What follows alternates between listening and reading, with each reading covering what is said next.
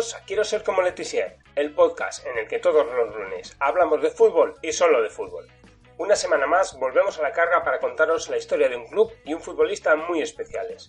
La idea, que ya rondaba por mi cabeza, tomó forma y fuerza gracias al comentario de un oyente, Jonathan González. Sabéis que siempre me gusta empezar este podcast dándoos las gracias por estar ahí, al otro lado. Pues esta es una muestra de que esos comentarios y vuestro apoyo en las redes sociales son muy importantes para mí. Ahora formamos parte de la familia del Partido Podcast. Hemos crecido y cada vez somos más los que queremos ser como Letizier. Así que ya sabes, todos los lunes tienes una cita aquí, en Quiero ser como Letizier, una producción del Partido Podcast. Esta semana tengo que advertiros de que una gripe de las gordas ha dejado mi voz un poco tocada. Espero no morir en el intento y que no se note demasiado. Bienvenidos al capítulo 32.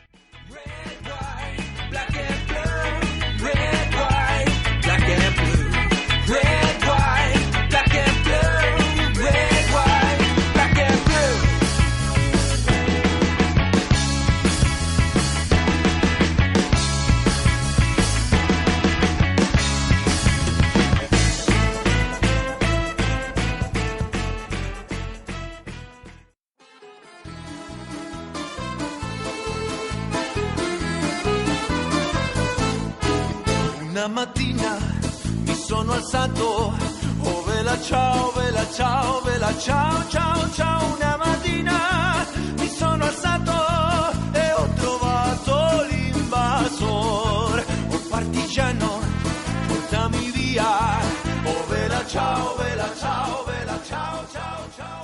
Obviar que el mundo del fútbol no está estrechamente ligado con el mundo que lo rodea sería no ser consciente de lo que un deporte como este puede significar para una comunidad.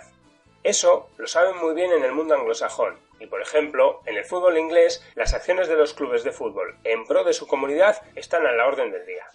Evidentemente, esos gestos hacia la colectividad no son solo de su propiedad. Hay otros muchos ejemplos. Hoy vamos a hablar de un club que no se podía entender sin su sentido de pertenencia y su adherencia a unas ideas como es el Livorno.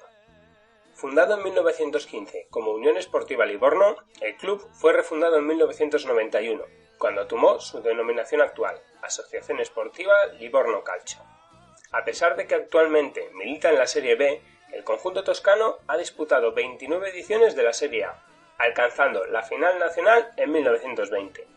En 1929 fue uno de los 18 equipos que disputaron la primera edición de la Serie A, siendo su mejor clasificación el subcampeonato de la temporada 42-43. A pesar de ser uno de los equipos históricos del calcio, en su palmarés apenas cuenta con 2 títulos de Serie B en los años 30 y algún otro en lo que hoy es la Serie C, además de una Copa Italia de Serie C en 1987. Pero si por algo se caracteriza a este club es por su identificación con el Partido Comunista. No hay que olvidar que el Partido Comunista Italiano nació en Livorno el 21 de enero de 1921. Antonio Gramsci, uno de los teóricos más importantes del comunismo, estuvo presente en el viejo teatro donde tuvo lugar la fundación. Desde entonces, políticamente, Livorno ha sido feudo de la izquierda frente a otras ideologías que han gobernado en el país, y eso se ha trasladado al Armando Picchi y a su curva norte, donde es más que habitual ver simbología de izquierdas como banderas con la hoz y el martillo y pancartas recordando, por ejemplo, la muerte de Fidel Castro. La hinchada del conjunto amaranto es una de las más activas a favor de diversas causas como la libertad de Palestina o el bienestar en Haití, y su ideal político, de marcado carácter izquierdista y antifascista, es exaltado en cada encuentro, al igual que ocurre en otros estadios como Middleton o Vallecas. Ciao, ciao, ciao, partigiano, portami via, che mi sento di morire. Pero estamos corriendo demasiado. Vamos a ir un poquito más despacio y a conocer un poco mejor la historia del Livorno. Como ya hemos dicho, el club se fundó en 1915 gracias a la fusión de 2 entidades previas, el Virtus Juventesque y la SPAES Livorno. No fue un nacimiento fácil debido al antagonismo entre los seguidores de ambas instituciones, pero gracias al impulso de Arrigo Galeotti, su primer presidente, la unión se pudo llevar a cabo. Tras la Primera Guerra Mundial, el Livorno logró llegar a la finalísima del Campeonato Nacional, aunque fue derrotado por 3-2 por el Inter de Milán. El equipo toscano jugó prácticamente todo el partido de aquella final con 10, debido a la lesión de Innocenti, y el doblete de Ivan Gnocchi fue insuficiente para superar al conjunto nerazzurro. La actuación del árbitro fue muy discutida por los livornesi, e incluso en la web del cuadro toscano indica, como curiosidad, que el presidente del Inter lo era también de la federación. A buen entendedor, pocas palabras bastan. Durante los años 20 el Livorno fue una potencia en la Toscana, y de hecho fue el único representante de la región en la primera edición de la Serie A, disputada en la temporada 1929-1930.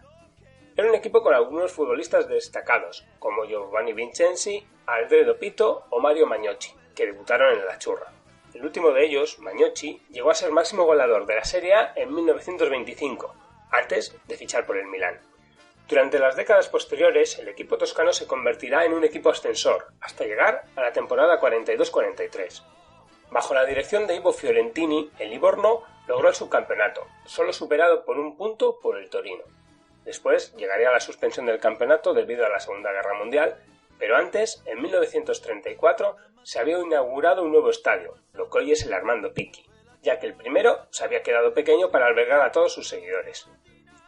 Una vez reanudado el campeonato, en 1949 el conjunto toscano perdería la categoría y durante 55 largos años no volvería a sumarse a la élite del fútbol italiano. En esos años, vagando por la segunda y por la tercera categoría del calcio, el club tuvo alguna que otra alegría. Así, entre 1954 y 1959 disfrutó en sus filas de Armando Picchi, el que da nombre al estadio, sí, futuro capitán del Grande Inter, que ganaría 3 ligas, 2 Copas de Europa y 2 intercontinentales entre 1962 y 1965. Otros futbolistas destacados de estas décadas oscuras fueron los delanteros Bruno Gracciani e Igor Proti o Miguel Vitulano. Entre la Serie B y la Serie C llegamos a comienzos de la década de los 90, justo a la temporada 1989-1990. Entonces salvan la temporada in extremis, pero debido a los problemas financieros sufridos, con mensualidades no pagadas y demás problemas, el equipo tuvo que refundarse, tomando su denominación actual, pero sufriendo el descenso de categoría. Poco a poco, y de la mano de la gestión de Claudio Achilli en los despachos, el Livorno se va recuperando y en 1997 vuelve a la Serie C1. La temporada 1997-1998 fue seguramente la más rocambolesca de su historia. Comenzó de manera brillante, con 9 victorias consecutivas. Después, el sueño se convirtió en pesadilla. Primero, fueron sancionados con 4 puntos por irregularidades en el partido contra el Montevarchi. Y al finalizar el campeonato, la Corte de Justicia Federal le quitó al Livorno la victoria frente al Siena, concedida después de que varios futbolistas hubiesen sido atacados, resultando que el Livorno perdió su campeonato, que pasó a ser del Cremonese. Precisamente, en la final del playoff de ascenso, disputado en Perugia, frente a unos 15-20.000 seguidores livorneses, el Cremonese derrotó al conjunto toscano, truncando el ascenso. La temporada siguiente, la última de Achilli al mando, fue desastrosa, ya que debido al desmantelamiento de la plantilla, el Livorno pasó muchas dificultades para mantenerse.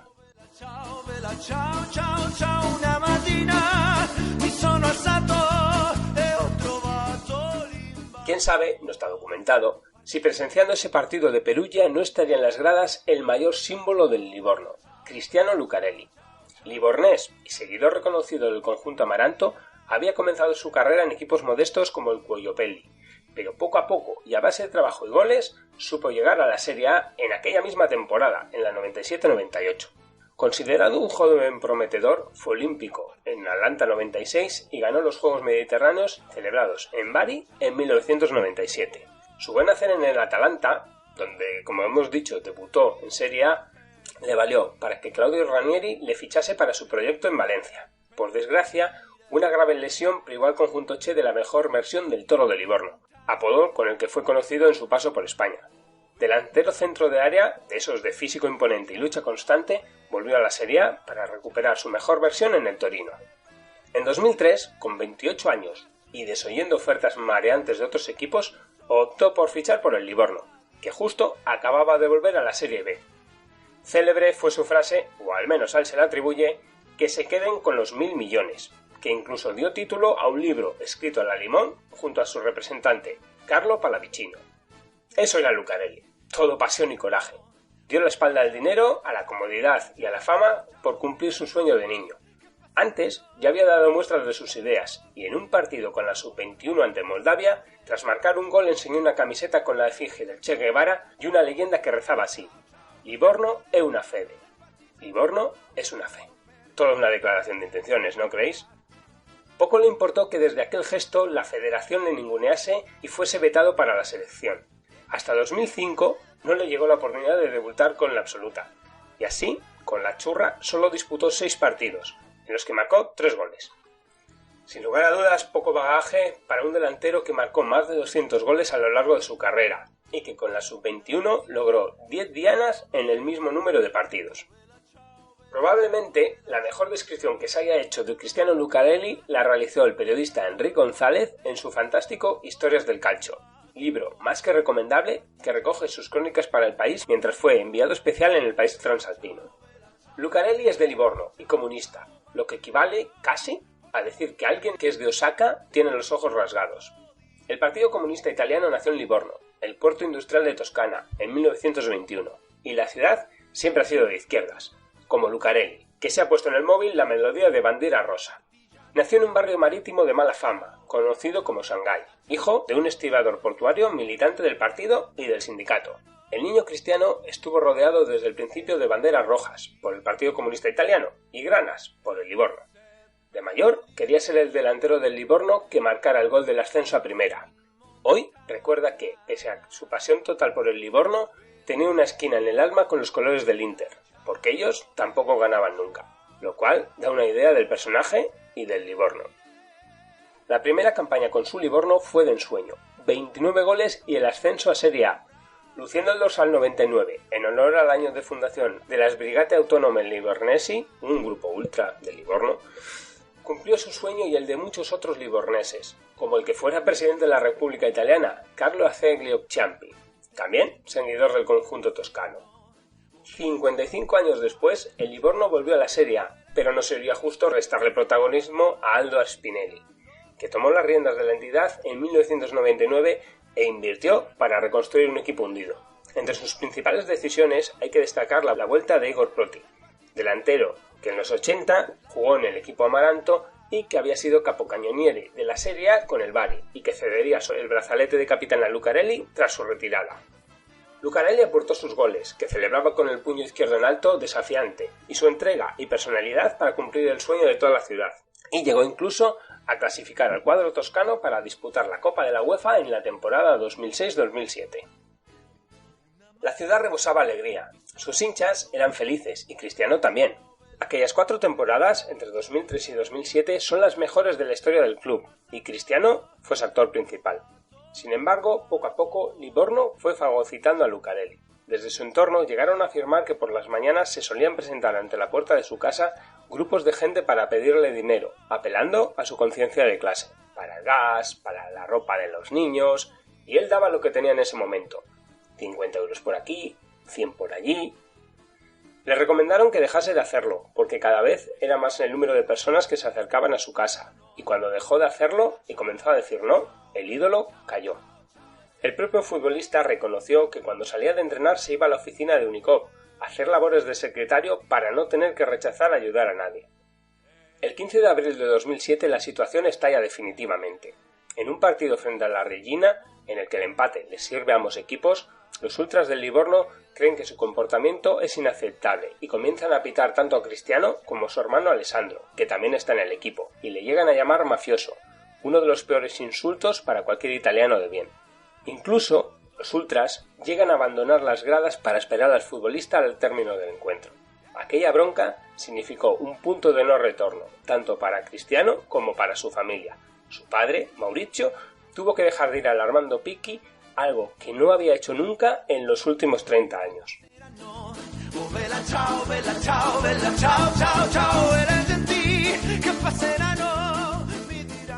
Su salida rumbo a Ucrania en el verano de 2007 para enrolarse en el Shakhtar fue dolorosa pero necesaria. Aún y todo, Lucarelli siguió amando al Livorno.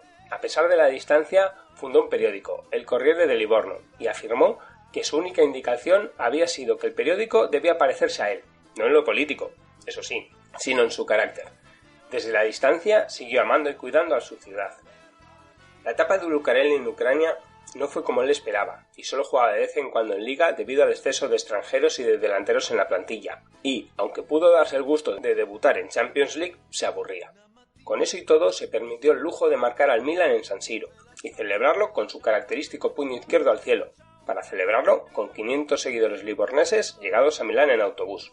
Estaba claro que había perdido el favor de los radicales, aquellos a los que una vez no dudó en pagar un autobús para llevarlos de vuelta a casa tras estar detenidos en Roma tras un encuentro frente al Lazio. Pero para muchos seguía siendo parte del escudo del Livorno.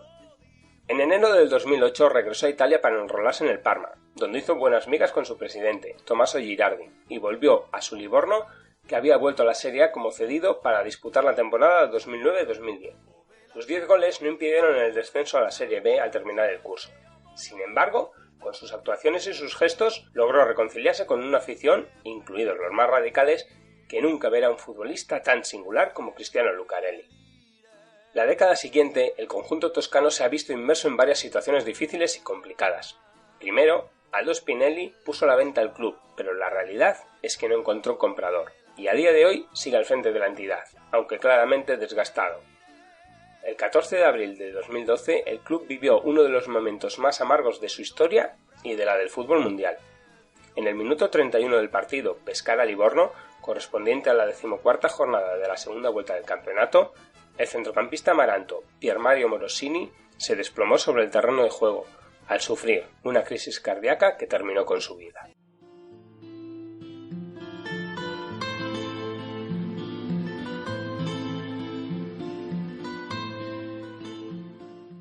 La temporada 2013-2014 ha sido hasta la fecha la última en la élite del balompié transalpino y no tiene visos de volver a esa categoría en los próximos años.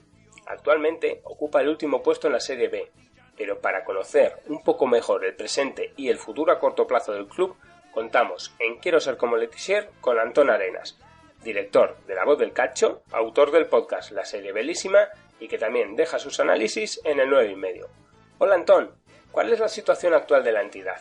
Bueno, antes que nada agradecer la invitación para hablar de un equipo tan particular, tan mágico, se podría decir, o carismático, como es el Livorno, sobre todo por la figura de Cristiano Lucarelli, que yo creo que no solo situó al Benevento en el mapa italiano, sino que lo consiguió situar en el mapa europeo, me atrevería a decir. Y me gustaría hacerlo, me gustaría hablar de este equipo en otras condiciones. No me gusta que marche último de Serie B, ahora mismo se encuentra último con 12 puntos a 9 del playoff de descenso, que es ese partido que define entre 16º y 17º quién se queda en la categoría. Los tres últimos descienden directamente y se encuentra a 11 puntos de Empoli, que es quien marca la salvación. Lo cierto es que la situación económica no es delicada, yo creo que no corre un riesgo real de desaparecer o de refundarse como sí corría el Parma, que ya se sabía en su última temporada en Serie A antes de la última refundación, porque el Parma ya lleva varias, ya se sabía que iba a desaparecer, no tenían dinero ni para pagar la luz del estadio y se sabía perfectamente que o sucedió un milagro que finalmente no sucedió o el equipo se vería abocado a desaparición y posterior refundación como así ha sido. El Módena también vivió una situación similar al Parma, se sabía durante la temporada que la situación era irreversible, que no se podía mejorar y no tenía vuelta atrás la situación porque nadie se podía hacer cargo y la desaparición era obvia. En el caso de Livorno yo creo que este peligro no es real. Se ha disputado la primera vuelta de la Serie B y el Livorno cierra la tabla. ¿Puede revertir la situación? ¿Le ves opciones de salvarse? Lo que sí que es real, obviamente, es el peligro de descenso, sí que corre riesgo y ya ha costado el puesto de Breda, que fue entrenador, que comenzó la temporada. El presidente confiaba mucho en él. Yo confío en él la temporada pasada, entró en diciembre, a mediados de noviembre, si no me equivoco. Y la situación llegó hasta tal punto, la cuerda se tensó tanto que finalmente se optó por que no siguiese en el cargo y llegó Paolo Tramecciani, que apenas lleva un mes, pero no ha podido cambiar esta situación tan dramática. Y comentar que también se ha costado el puesto de director deportivo, además costó, no sé si a principios de este año o finales de 2019, pero costó justamente cuando el mercado ya estaba abierto y ha llegado Vittorio Cochega, que es exdirector deportivo de la Ternana, y veremos cómo administra esta ventana de invierno, porque se antoja clave, sobre todo para darle un cambio a la plantilla, que yo creo que más que por falta de calidad, porque al principio de temporada yo mismo dije que el Livorno aspiraba más que a luchar por el descenso, porque yo creo que tiene una plantilla bastante completa. Al final se ha resultado no serlo tanto, si no, no estaría en esta situación, obviamente, pero yo creo que por nombre tenía una plantilla más, digamos, más completa que el año pasado, o mejor que el año pasado, aunque finalmente no se haya visto sobre el campo. En la plantilla actual, ¿quién o quiénes son los futbolistas más destacados? Quizá la estrella del equipo, el que se está echando el equipo a las espaldas, es Manuel Marras, un extremo derecho, aunque puede jugar también por la izquierda, igual que su compañero David Marsura. Ambos tienen 25 o 26 años, es decir, se suele decir que la edad perfecta para un futbolista donde da el mejor rendimiento es en torno al 27, porque ya es un futbolista maduro, no es ni joven ni mayor, se suele decir que es maduro. Entonces ellos aún están en esa edad de que aún no han llegado a su mejor nivel, y ambos están dando un nivel sobresaliente, diría yo, pero Marras sobre todo está siendo más constante y quizá más incisivo en estos últimos partidos. En ataque está aportando bastante más, está encarando, está conduciendo, y en un equipo tan pobre ahora mismo como es el Livorno en ataque, tener a estos dos jugadores que son capaces de generar por sí mismos, tanto partiendo desde banda y conduciendo hacia el centro, o tirando alguna pared con el delantero, que la mayoría de delanteros que tiene el Livorno no son delanteros de anotar goles, y eso está sufriendo, sobre todo Rajcevic y Braken no están dando el nivel, para nada están al nivel que se esperaba, y el equipo está sufriendo mucho. Marsura y Marras son los dos únicos que yo salvaría de hasta ahora, pero lo cierto es que el último mes de portero, de uno de los porteros que están llamados a brillar en el futuro próximo de Italia, de Alessandro Piecciari, cedido por el Milan, ha sido muy bueno. Ha conseguido ganar la titularidad a Cima, que comenzó como el portero titular. Se le dio oportunidad Breda contra el Chievo y fue un absoluto desastre el bueno de Piecciari.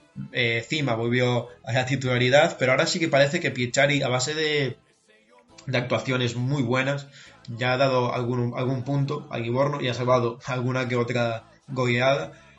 A base de actuaciones muy buenas ha conseguido ser el titular en el equipo, y yo creo que ahora mismo su crecimiento y su rendimiento solo irá para arriba, porque a mí es un portero que siempre me ha despertado dudas en el juego aéreo, pese a ser alto, no es bajo. Siempre me ha despertado dudas y tiene algunos errores infantiles que yo creo que ya está corrigiendo, y en estos últimos partidos se ha visto muy muy seguro.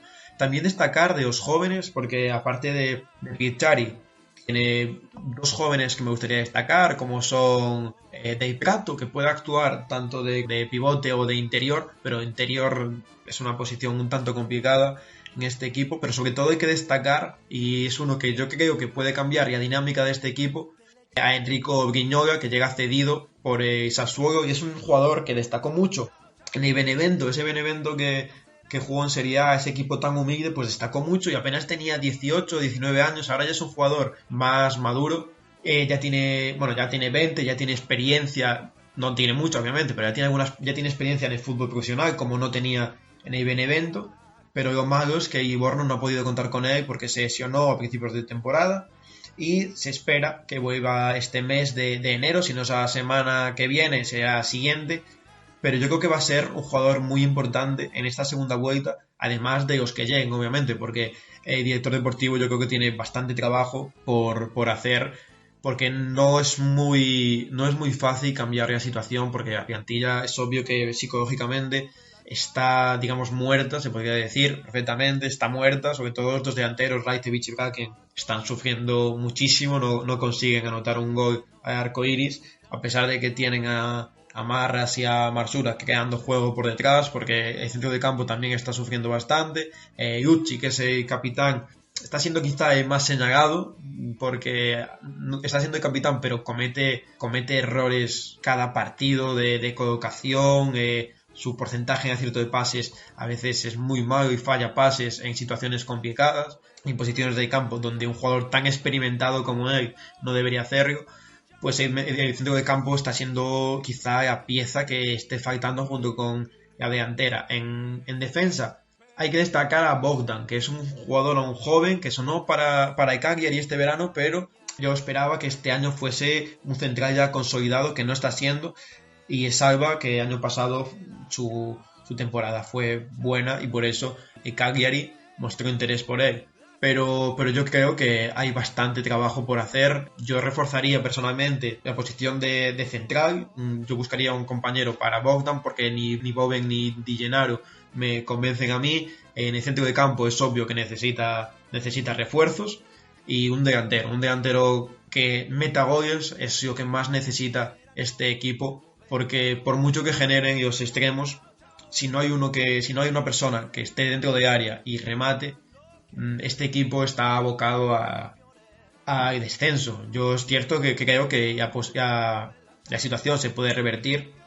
11 puntos son muchos, es uno menos de los que ha sumado hasta ahora, pero yo creo que se puede revertir y a vuelta de Brignola puede ayudar mucho a este equipo, y espero que se refuercen con mínimo 5 jugadores en este mercado, porque si no es obvio que no va a aguantar la segunda vuelta, no va a remontar tanta diferencia de puntos, y en Serie C no creo que estos jugadores, ni Marras, ni Bogdan, ni Marsura, ni a mayoría se queden, y una vuelta a Serie B se tendría que volver a invertir ese dinero que obtengan de las ventas o de las cesiones o de las marchas, de las salidas de estos jugadores. Pero yo creo que aún están a tiempo y esperemos que me den la razón tanto los jugadores que he nombrado como los que están por llegar, de que esta situación sí que se puede mejorar. Así que muchas gracias por invitarme para hablar un poquito de esta situación, que esperemos, por el bien de todos, que cambie. Oh, vela, ciao, vela, ciao, vela, ciao, ciao, ciao. E se io muoio da partigiano, tu mi devi seppellir e seppellire lassù in montagna. Oh, vela, ciao, vela, ciao, vela, ciao, ciao, ciao. E seppellire lassù in montagna. There's a cell phone tucked under your pillow. It makes me jump sleep, and it doesn't do a thing for growth hormones or dreams.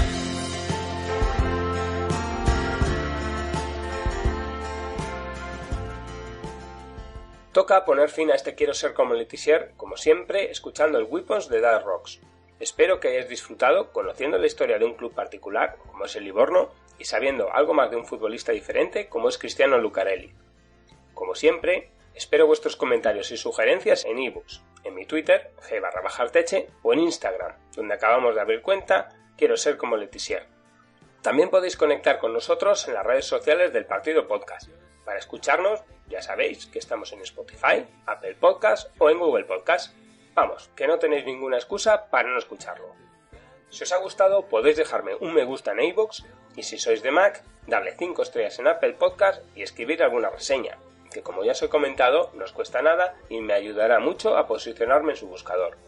También, como ya sabéis, ahora, si os gusta este proyecto y queréis apoyarlo económicamente, tenéis dos opciones. Podéis pasaros por el blog quiero ser como Letizier.blogspot.com, donde también hay otros artículos previos a la etapa podcast, y buscar el botón de donación, o podéis apoyarlo a través de iVoox directamente. Si pensáis que el trabajo que hago merece ser apoyado, seréis vosotros, mis oyentes, quienes decidáis hacia dónde va este proyecto. Esta semana despedimos Quiero ser como Letizier escuchando a Claudio Ranieri, técnico muy relacionado con el episodio de hoy y que en su paso por España nos dejó unas cuantas frases para el recuerdo. Hasta la semana que viene. Responsable del equipo, el entrenador. Yo soy el entrenador y me parece lógico que vosotros pegáis hacia mí. Para vosotros habéis hecho una película, yo espero que uno de vosotros va a ganar el galardón de Almodóvar. Tú me parece el burrito Ortega de los periodistas, pero bien.